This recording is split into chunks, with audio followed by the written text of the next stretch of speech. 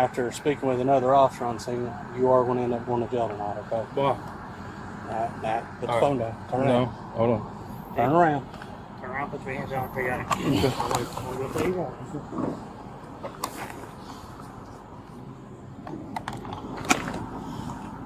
Why? Why am I going to jail? Don't tense up. Why though? I'll explain.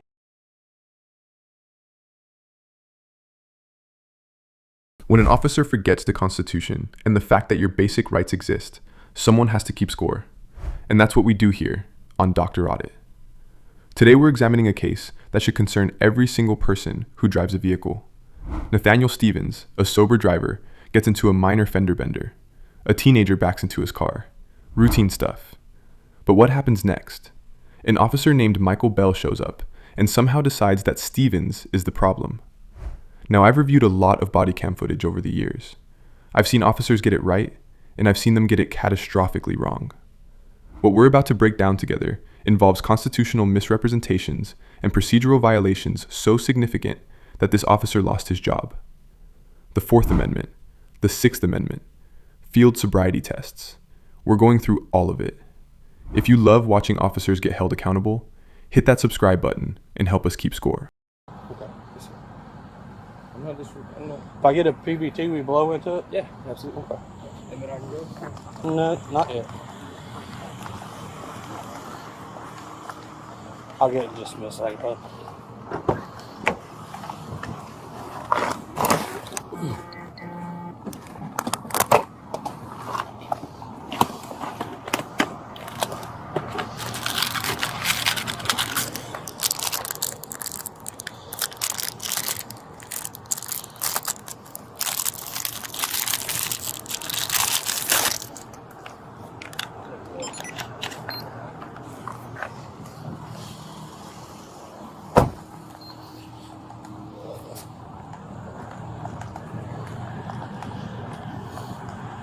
Same thing I was telling you, I want to try to make a job. Take a deep breath and blow about that. Stop. Keep going, keep going, keep going, keep going, keep going. Stop. Right.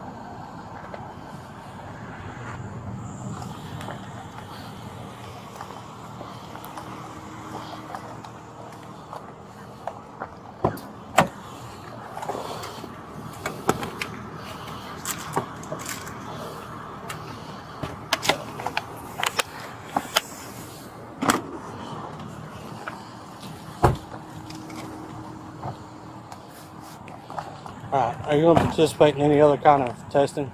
Sorry? Are you going to participate in any other kind of testing? No, sir. I'm going to be making a phone call as we speak.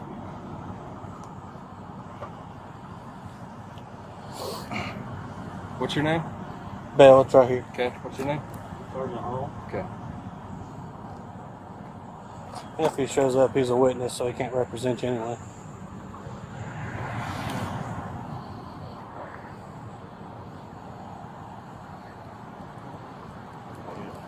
I mean, I'm not trying to. Grace, would you ever get anything back for that name and DOB? 10-4, it just came through. It looks like Nathaniel R. Stevens, Sevierville, Tennessee. He is valid.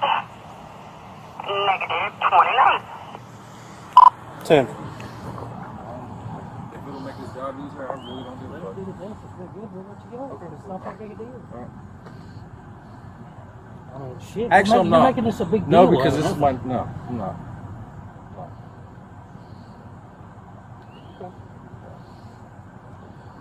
So is he going to do it?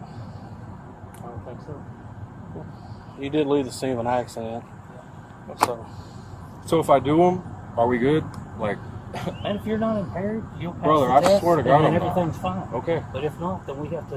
okay, then let's do it. I don't give a shit. Okay. alright, Alright. just that easy. Alright, you turn over and just put your back against the truck. Just lean off of it for me. Yep. Tilt right up for me. Don't lean on the truck. Yeah, lean off the truck. Just keep your back there. To the tip of his finger. Spot with the horizon on. Okay, don't move your head.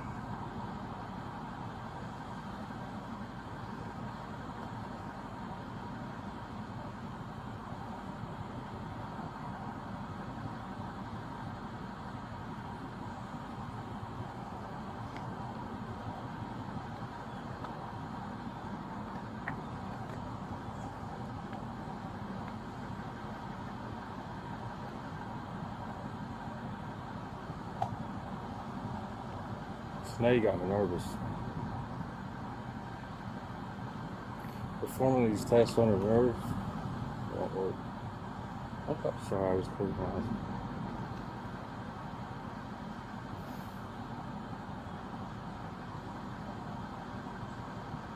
Awesome. Shaking, feeling nervous. Okay.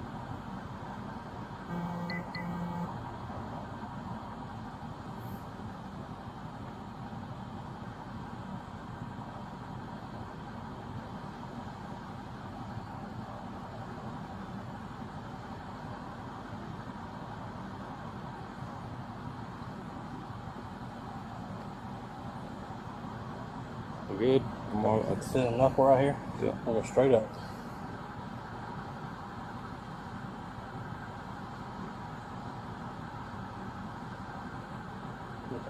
All right, so right out of the gate, Stevens is cooperating. He's agreeing to the preliminary breath test. He blows into it, and what does he say? And then I can go? That's a man who believes he has nothing to hide. But watch Officer Bell's response. No, not yet. That phrase right there tells you everything about the trajectory of this encounter. Now here's what the footage doesn't tell you. Officer Bell had a history of complaints before this incident. Prior allegations of unlawful arrests and misrepresentation of legal rights during traffic stops. This wasn't his first time pushing boundaries.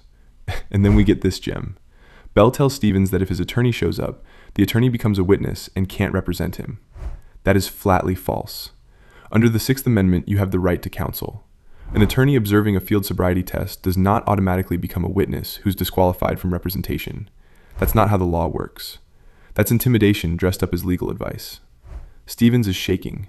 He tells them he's nervous. And Bell's response? Essentially, that nervousness won't affect the tests. But the National Highway Traffic Safety Administration actually acknowledges that anxiety can impact performance on standardized field sobriety tests. The officer knows this, or should know this.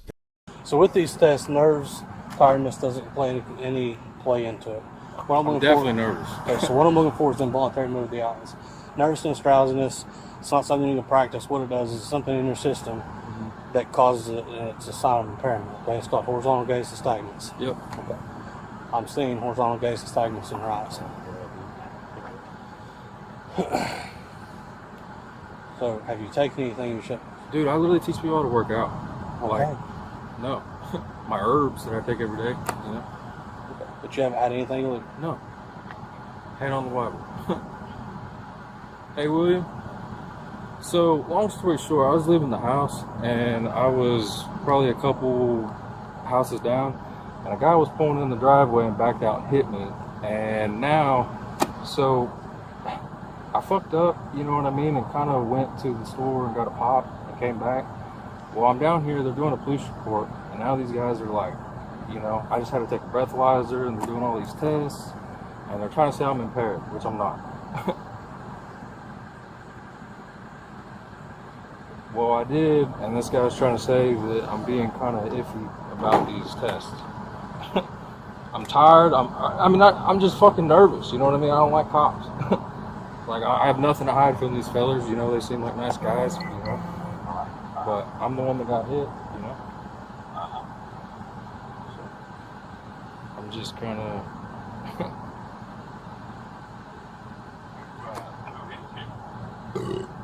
Some kid down the street. I need to finish these if you're willing to. You're sitting there trying to say I'm impaired, though. That I was acting. I'm trying to finish my observation. There's your observation. I've got 2 more clues I need to look for if you're willing to do it. I really don't want to. Because, Okay. dude, I'm not impaired. I have no reason to do these tests. Do you have proof of insurance or registration? Now this is where it gets technically interesting. The horizontal gaze nystagmus test. Bell says he's observing involuntary eye movement that indicates impairment. But here's what most people don't realize about this test. The HGN requires specialized training and certification. It's not just waving a pen in front of someone's face. NHTSA protocols demand specific angles of onset, typically around 45 degrees, and smooth pursuit tracking. Courts have actually excluded HGN results when officers can't demonstrate proper administration. And then Stevens makes that phone call. Listen to how he describes his situation. I'm tired. I'm just nervous. He's explaining to William exactly what any reasonable person would feel being subjected to roadside testing after getting rear-ended by a teenager. But here's the critical piece. Bell claims he's seeing nystagmus, yet Stevens passed the preliminary breathalyzer. If there's no alcohol in his system, what exactly is causing this alleged involuntary eye movement? Bell even asks if Stevens took anything. Herbs? Supplements? The officer is fishing. He's accumulated zero concrete evidence of impairment, but he's still pushing forward with additional tests. That's not investigation. That's confirmation bias in uniform, looking for any reason to justify an arrest he's already decided to make. Yes, sir.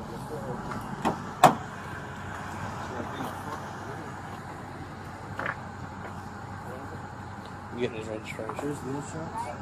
Yes, ma'am.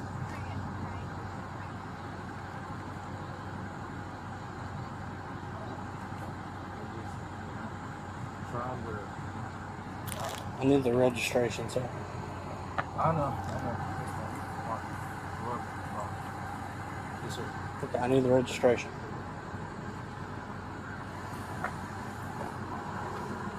Six.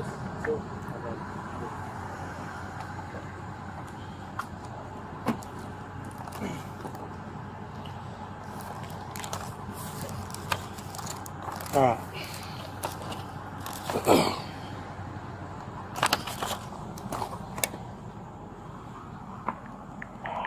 Central 312. Go ahead, Paul. I have this 487 information ready if you need that. Hey, we'll go ahead, please.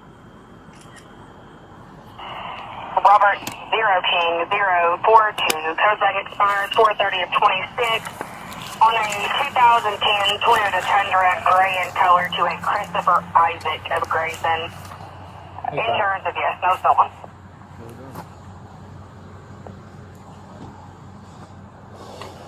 Well, somebody hit me down the street on a road, and I went and got a cop, came back. All right. Come out here for me. Thank you. I don't know. I'm at the edge of the hill right here. Just let you know. Yeah, somebody hit me, and I got two cops surrounding me for doing an investigation. All right, bye. Yes, sir. All right. So you're not willing to do any other tests? I mean, what do I gotta do, brother? I'll do them. Like I don't. What do I gotta do? Well, there's two more observations. Okay. One's called a walk and turn, the other one's one leg stand. Are you willing to do those? Sure. Okay. All right. Man, stand right where my light is. Turn around and face me. What you're going to do is go ahead and put your left foot in front of your right foot like so.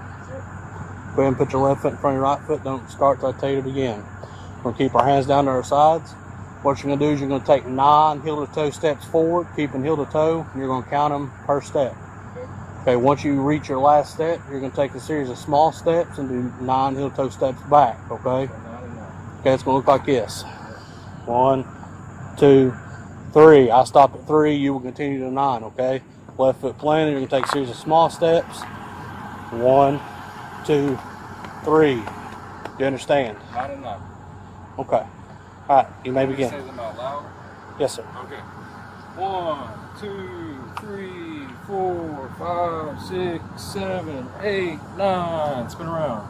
Correct? 1, 2, 3, 4, 5, 6, 7, 8. Okay. All right, do you want to do the last one? With the foot stand? Yeah. Let's do it. Come All on. right. What you going to do? Let's stand right here. All right. If you're going to kick a soccer ball, which leg would you use? I don't kick a soccer ball. Okay, so you're going to use a foot of your choice, either one. Let's do right. Okay, what you're going to do is you're going to lift that foot 6 inches off the ground, about the height of a pop can. My right foot? Whichever foot you want. Okay. You're going to keep that toe pointed parallel with the ground. I want you to look at your toe. I want you to count till 30. Like You're this? going to count till I tell you to stop, okay? It's going to keep you straight out in front of you. Once again, we'll keep our hands down to our side. 30? Like this. Okay. Okay? 30? Yes. Okay. Or till I tell you to stop. Okay. Okay?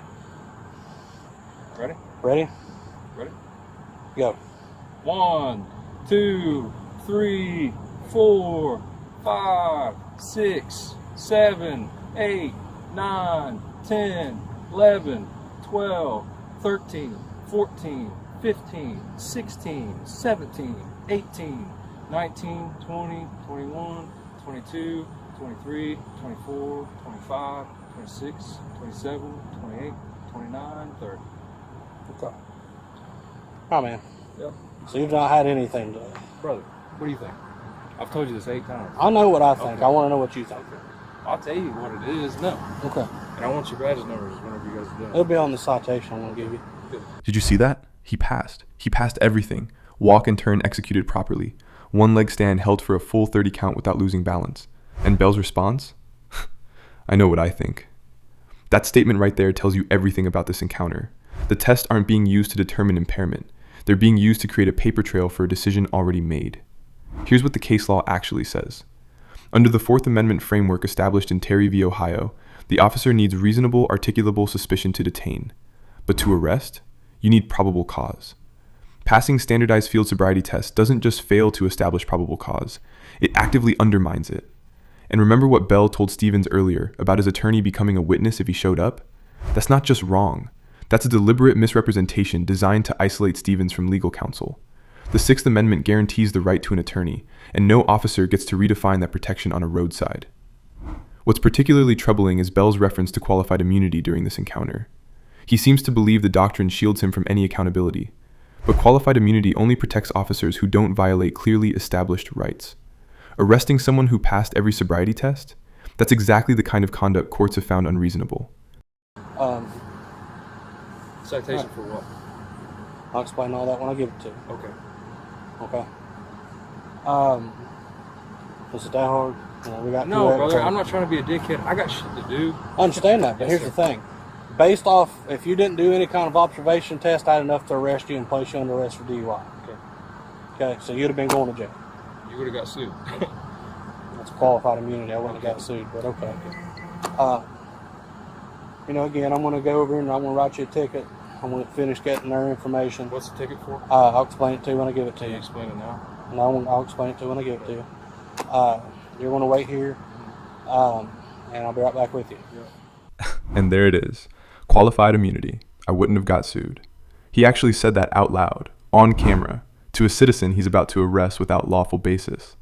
Let me be absolutely clear about something. Qualified immunity is not a blank check. It does not mean I can do whatever I want and face no consequences.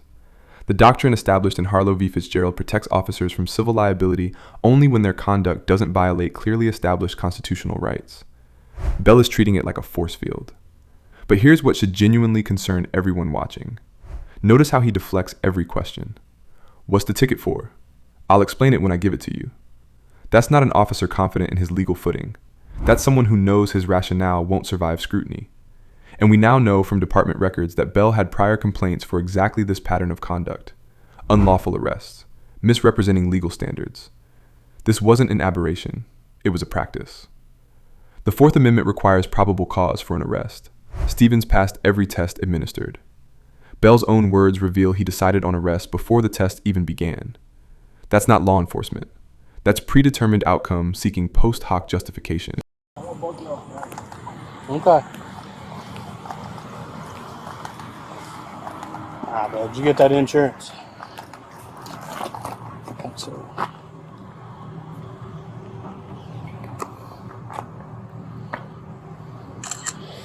all right. So, what's going to happen within the next 3 or 4 days? You'll be able to go down to the city building down here, or the police department. You'll go in there and you'll talk to our office clerk in there. She'll be able to get your copy of the report. Just give us about 3 or 4 days, okay? Other than that, y'all's good to go. I'm going to, issue some citations, and he'll be good to go too as well. All right? All right, y'all have a good day.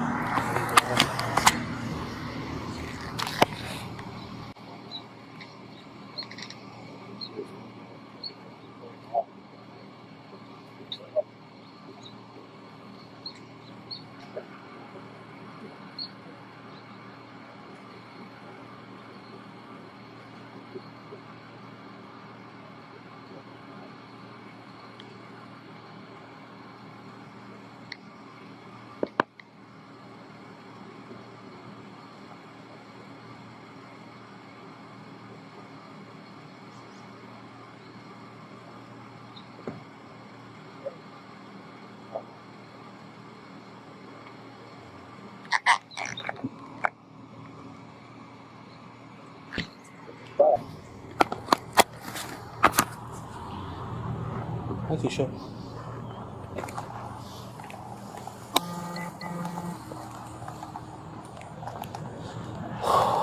Alright. So remember I told you the stuff's going to be on a citation? Okay, it is. But also, after speaking with another officer on scene, you are going to end up going to jail tonight, okay? Why? Alright, Matt, put the phone down. Turn No, around. hold on. Turn around. Turn around, put your hands out. I got it. I'll go tell you what.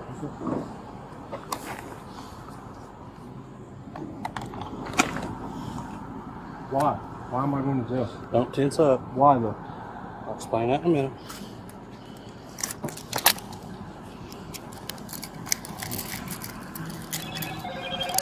Matt, you're Hey under Carol, I'm going to jail. Yeah, I don't know why. Quit trying to pull away from me. You got that your body cams on? Of course not. Okay. Good. Got anything on you that's going to poke, stick, stab me? No. Okay.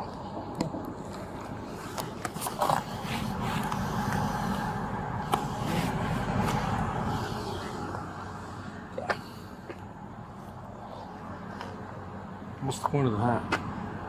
You're going to jail, you don't need it. I'll run all over this car. Oh, okay. I need my phone, please, sir? Nope. Oh, that's illegal. Okay. I do want your driver's license. Okay.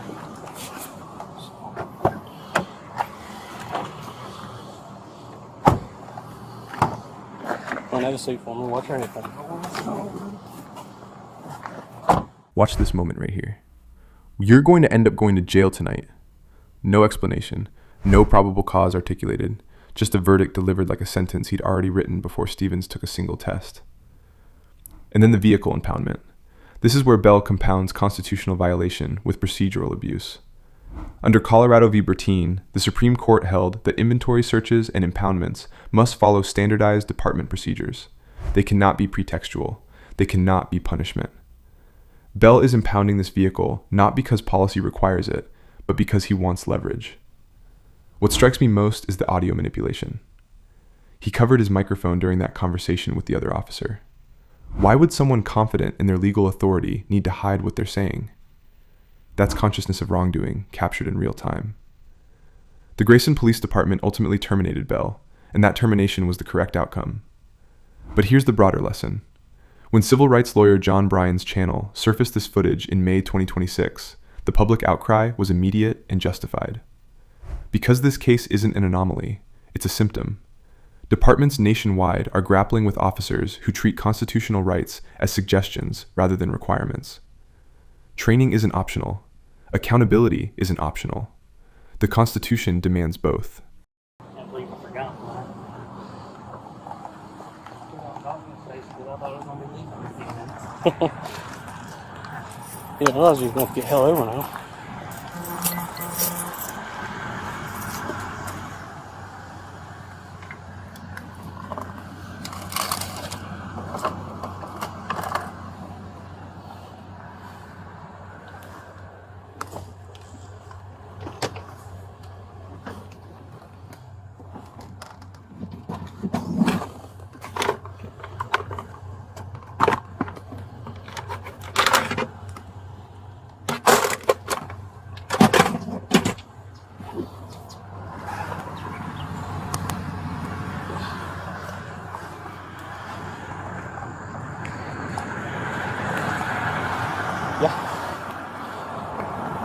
Guess we get a signal 40 for this one.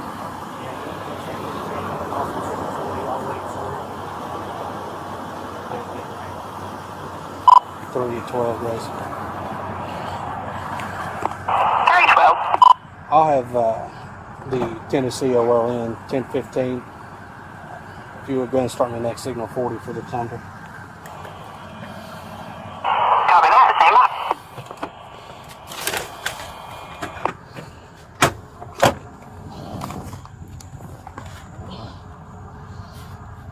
Yeah, just get him over and ask for blood.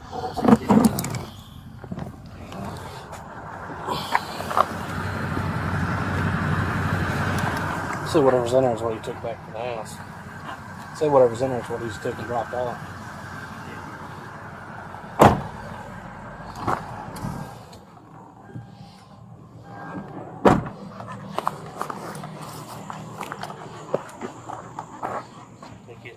property. They don't let him have it. I do.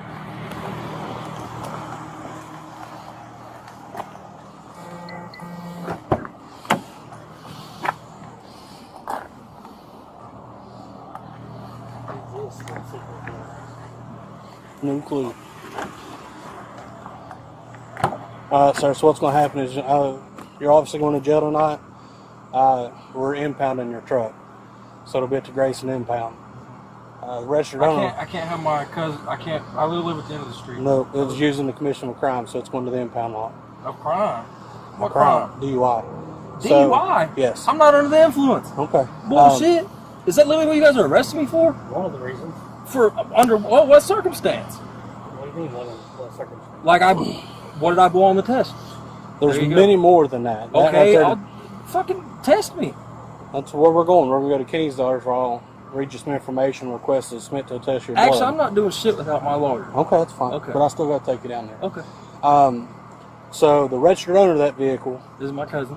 they'll be at the ones go to the impound lot tomorrow and get it out. But they'll have to have all the information with it, okay? I want Charles Badge number. Okay. Yeah. Write that down. Yeah, get right on that.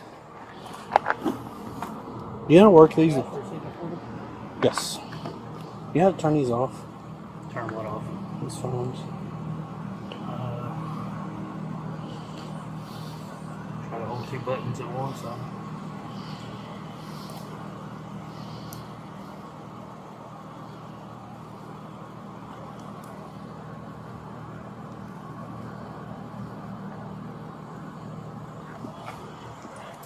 This ain't gonna work. How do you turn this phone off? Central 312. Huh? Sorry? How do you turn this phone off? Why do you need to turn it off?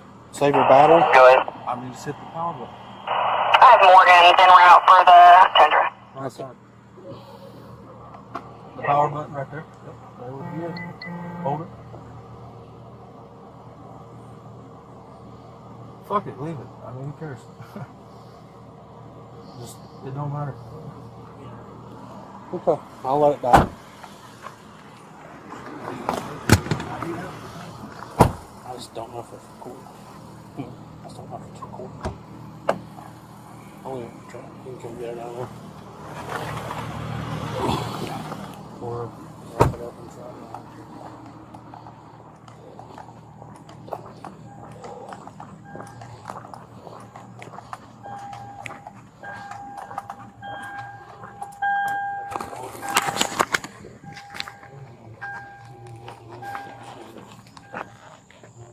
So let me ask you something. What kind of officer turns off a citizen's phone during an arrest? Think about that for a second. That phone is a recording device. It's evidence. It's protection. And Bell wanted it silenced. This is the final piece of a pattern we've been watching unfold. The covered microphone, the predetermined arrest, the false legal claims about attorney-client privilege, and now suppressing a secondary recording source. Each action reveals an officer who understood his conduct wouldn't survive scrutiny. Here's what the Grayson Police Department eventually concluded. Bell's termination wasn't just about this one stop. His personnel file contained prior complaints about unlawful arrests and misrepresenting citizens' rights during traffic stops. This was documented behavior, recurring behavior the department knew about before Nathaniel Stevens ever got rear-ended by that teenager. The reform conversation has to start here, not with individual bad actors, but with systems that tolerate patterns until a viral video forces action. The Constitution isn't enforced by good intentions. It's enforced by training standards and accountability mechanisms that catch misconduct before it destroys someone's life. I want to hear from you. Have you experienced something similar? Drop your story in the comments. These cases matter because they're not rare. They're just rarely recorded.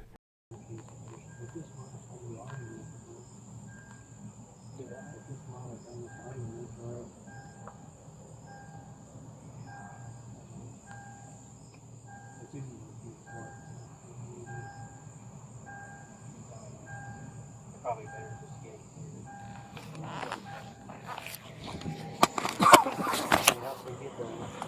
Okay. Leave it in your sheet. You got some metal thing. Who's that Woods guy he was talking about? Ed Woods, he used to be a judge. Huh.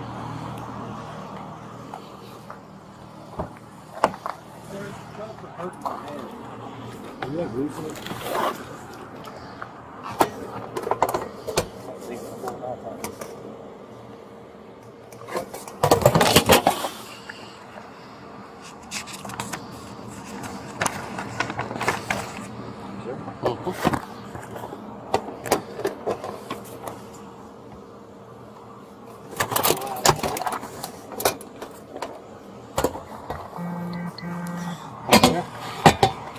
What is it?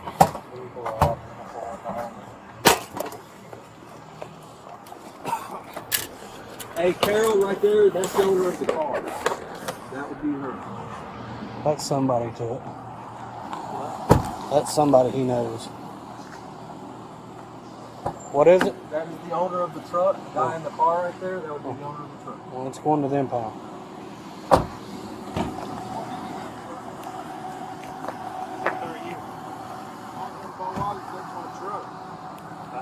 You can pick it up at the city impound lot tomorrow. What now? You can pick it up at the city impound lot tomorrow. Okay, what's going on? I mean, unless he tells me it's okay to tell you, I can't tell you. Oh, okay. Well, I was in a dead sleep. I've been up like all night, and Mommy Kim got me. She said he's getting locked up for wrecking or something. Did he wreck? Well, he did wreck, but that's not the main reason he's going to. The truck owner arrives and nobody explains what actually happened. That's the final image we're left with. A man who did nothing wrong sitting in the back of a police car while officers casually chat with witnesses about impound lot hours. Let me step back and tell you what we just witnessed across this entire encounter. We watched a constitutional violation unfold in real time. Not ambiguous, not borderline. A clear Fourth Amendment violation where a man who passed every single sobriety test administered to him was arrested anyway. Now, I'm not a practicing attorney, and nothing I've said constitutes legal advice. But I've studied these cases for years, and what Officer Michael Bell did here isn't a close call. Under Graham v. Connor, the Supreme Court established that officer conduct must be judged by an objective reasonableness standard. What reasonable officer arrests a driver who blows negative on a breathalyzer and passes the walk and turn and one-leg stand? The answer is no reasonable officer does that. Because at that point, you don't have probable cause. You have a hunch that the evidence actively disproved. Here's what troubles me most about this case. Bell wasn't a rookie who made a mistake. The Grayson Police Department's own records show prior complaints about this exact pattern of behavior. Unlawful arrests, misrepresenting legal rights to citizens. This was documented. And yet he remained on the force until this footage went viral in May 2026, after civil rights lawyer John H. Bryan posted it to his YouTube channel. That timeline matters. The incident happened in October 2025. Bell wasn't fired until public outrage demanded accountability. 7 months of this officer continuing to make traffic stops, while his department apparently waited to see if anyone noticed. The constitutional oath isn't conditional. When an officer swears to uphold the Constitution, they're promising to protect your rights even when no camera is recording. Even when no YouTube channel will ever see the footage. Even when the citizen they're dealing with doesn't know the difference between Terry v. Ohio and their morning coffee order. The Fourth Amendment doesn't require you to be a legal scholar to deserve its protection. What we need going forward is structural change, not more viral videos that shame departments into action after the damage is done. We need training protocols that actually teach constitutional standards. We need accountability mechanisms that catch officers like Bell on complaint number 1, instead of waiting for complaint number 5 to produce a recording that embarrasses the department. The good news is cases like this create precedent. They establish what clearly established law looks like, so the next officer can't claim ignorance. They remind departments that qualified immunity has limits. And they educate citizens about what their rights actually are, so they can recognize when those rights are being violated. I want to thank everyone who watched this analysis through to the end. Your engagement with these cases matters. Public scrutiny is one of the most powerful accountability tools we have, and every view and every share extends that scrutiny further. Speaking of accountability, I covered another case recently that you need to see. A female officer arrested a man for her own mistake, and the consequences she faced were significant. If you thought this case was egregious, that one will have you questioning everything about traffic stop procedures. If you love the work we do here, hit that subscribe button so you never miss a video. And if you'd like to support the work we do here, please click the join button below to become a channel member.